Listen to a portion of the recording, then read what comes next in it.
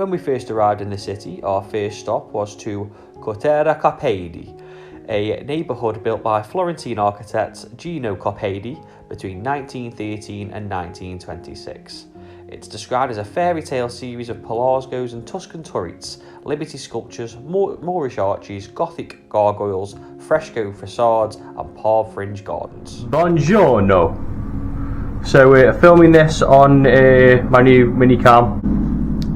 Say hi! Hello. So we are in Rome. We are staying just outside of Rome in a little bed and breakfast. This is the room. Say hello again. Hello. Bathroom. Bidet. I love a bidet. You never feel cleaner than once you've used a bidet. We do have a little balcony-ette thing as well. If I can get out, hang on.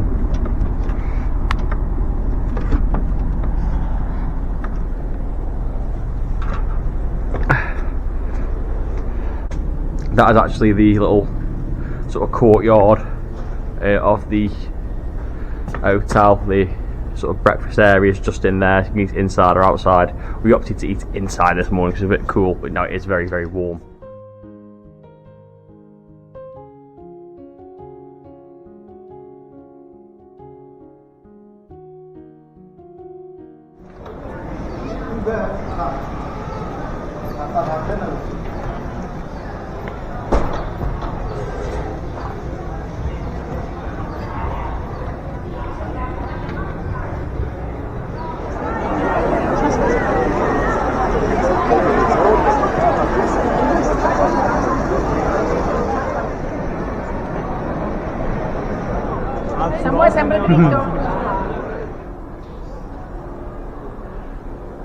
Very famous historic little street. Picasso himself had a studio just up here.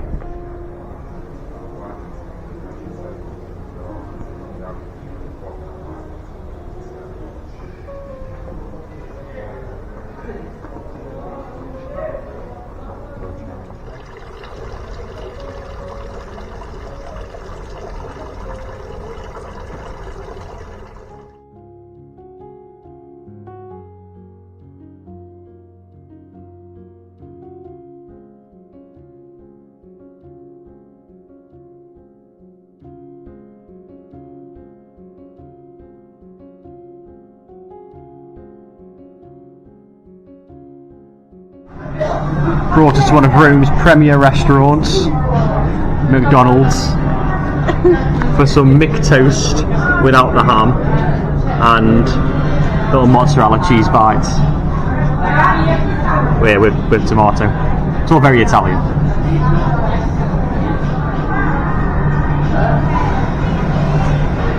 Are they good? They're okay. Very Italian. Panzerotti Pomod mozzarella. Can also confirm that Italian TV is absolutely wild. Before 12 o'clock midday, we saw 2 raunchy sex comedies with loads of tit, which was nice.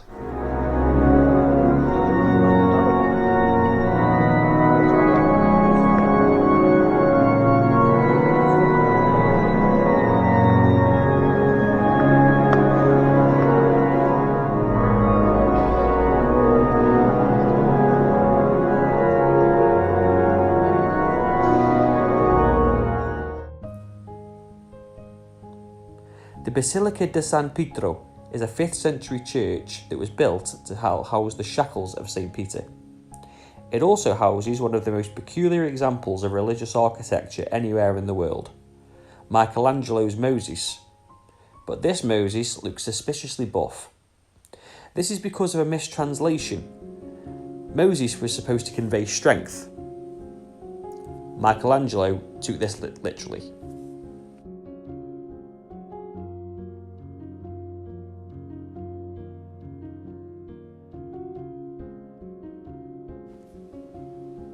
The Colosseum is over 2,000 years old. It was commissioned by Emperor Vespasian in 72 CE. However, it wasn't completed until 80 CE, long after Vespasian's death, and so was opened by his son Titus. Nowadays, we can see the exposed staging area that's underneath the Colosseum floor. This is where the gladiators and animals and other spectacles would have been prepared and waited to be hoisted up for the show. The Colosseum was abandoned after the fall of the Roman Empire, but was briefly used as a fortress during the 12th century.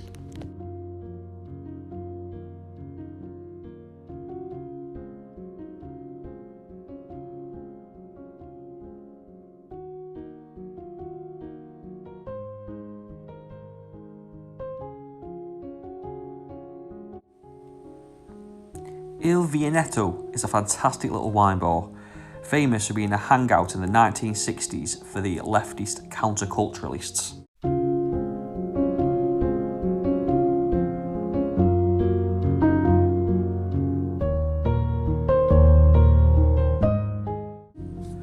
Open Balladine is a more modern bar, a craft ale bar serving Italian beers. 100 beers and bottles, 40 beers on tap. Where are we? I don't know. Where are we going? I don't know. It's all about the adventure there, isn't it? Our adventures took us to Jewish Town, where we enjoyed a meal of Jewish wine, Jewish pizza, and for the first time ever trying roasted artichoke, which has now become a firm favourite.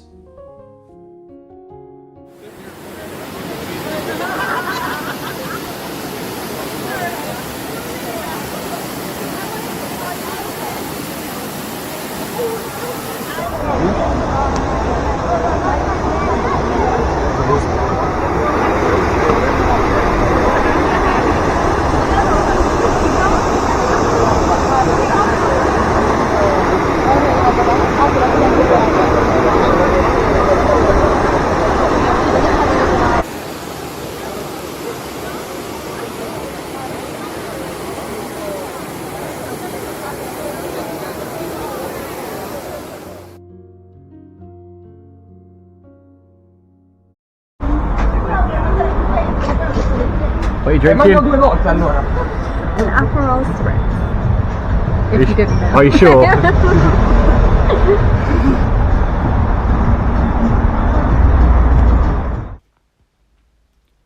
Palatine Hill is the most ancient of ancient Rome, with settlements dating back to the 10th century BC.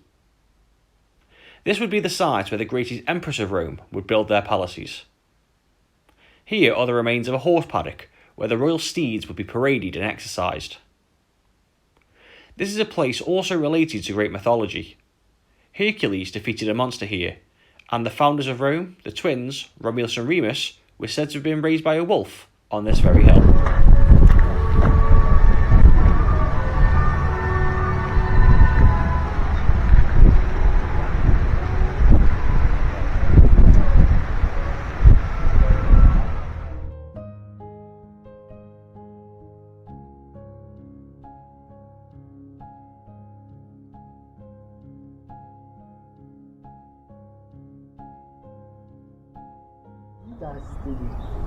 Adidas war Adidas.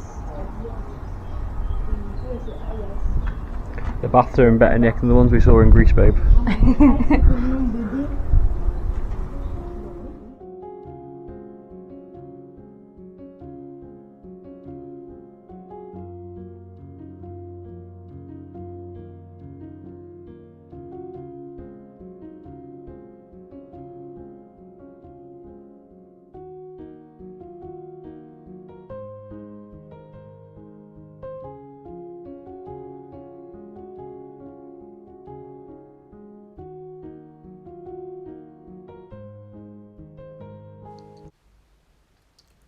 What remains of the Roman Forum was once the epicentre of the ancient Roman Empire.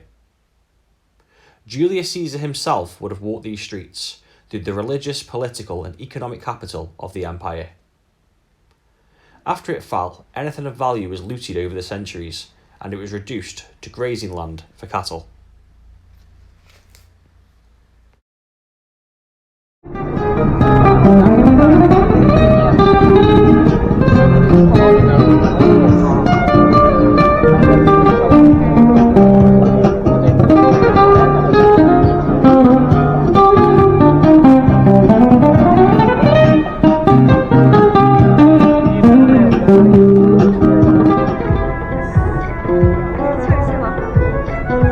Oh, maybe?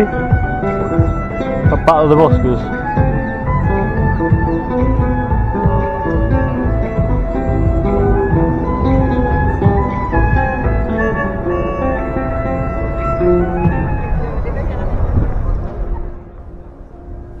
To approach one of the most holy cities in the world, one must first walk up a road commissioned by the Italian dictator Mussolini in 1936. St. Peter's Square itself, however, was laid out between 1656 and 1667. There are 284 columns, on top of which 140 saints sit. There is also a 25-metre obelisk in the centre that was actually brought from Egypt. It was later used in Rome as a turning post during Nero's chariot races. Of course, St. Peter's Square is effectively the front yard for the Pope and his weekly addresses on a Wednesday morning.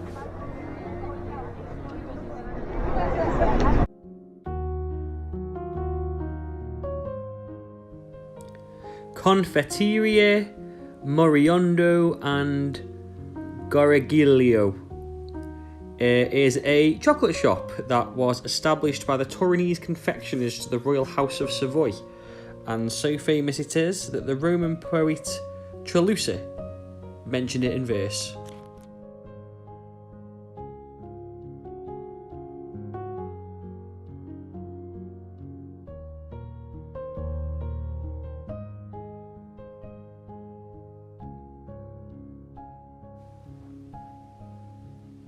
Largo di Toro, Argentina, considered the ancient Roman Senate, dates back to between the 2nd and 4th century BC.